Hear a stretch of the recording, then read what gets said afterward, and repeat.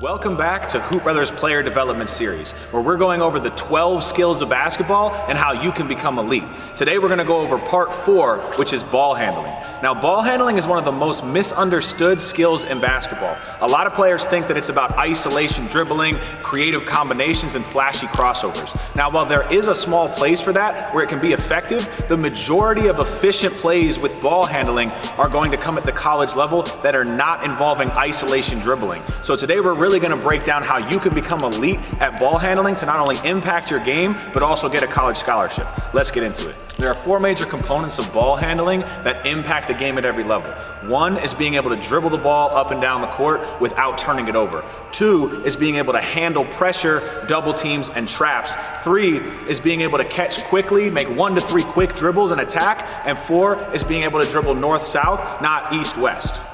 An average ball handler is decent at these things. They're able to bring the ball up the court occasionally. They usually take 4 or more dribbles when they're trying to make a move, a lot of times over dribbling, and they struggle when it comes to handling pressure. Whereas an elite ball handler is able to handle pressure expertly. They dribble the ball up the court with confidence, and when they catch, they're not taking wasted dribbles. They're taking dribbles with a purpose. Especially at the college level and the higher levels you go, the game speeds up, which means you can't be taking 4 or 5 or 6 dribbles to make a move. You have to be able to catch and act quickly. So again, taking 1 to 3 dribbles is how elite ball handlers are attacking at the college level.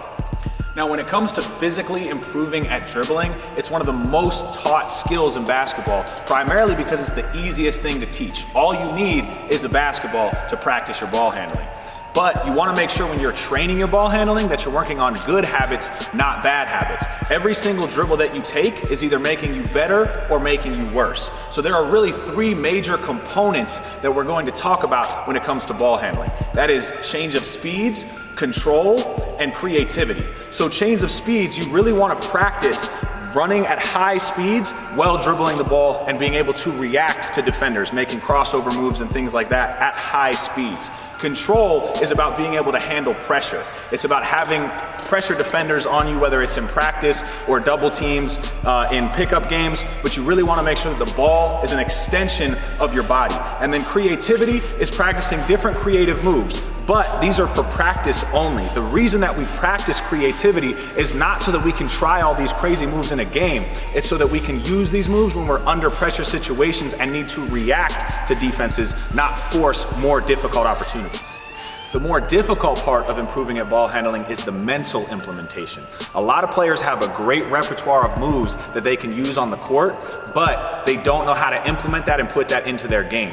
Remember, you're only going to have 1 or 2 crossover plays that actually impact the game, maybe throughout an entire season. Even some of the best ball handlers will only have a flashy move once or twice a game that makes an impact. What really impacts the game as a ball handler is your ability to handle pressure, control the offense, and orchestrate things as a ball handler.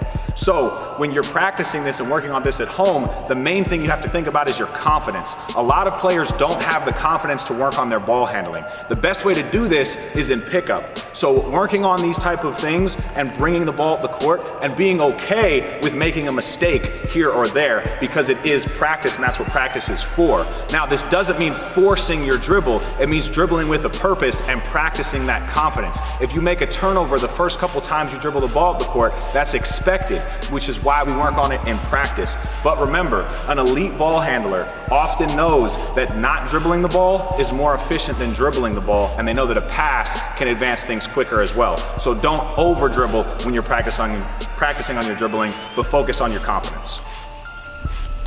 One last thing that I want you to think about when it comes to ball handling, and that is that a basketball game can technically be won without ever taking a dribble.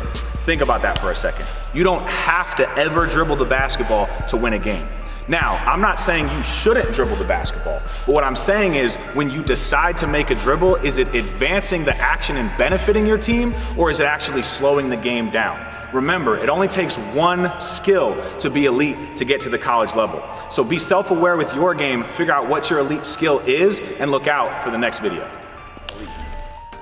If you're serious about taking your game to the next level, then you need to check out Hoop Brothers Player Development Program. We've helped thousands of high school basketball players to reach the college level and have created the most in-depth player development program ever created. If you're serious about elevating your game, click the link below to learn more. Looking forward to help you work on your basketball future.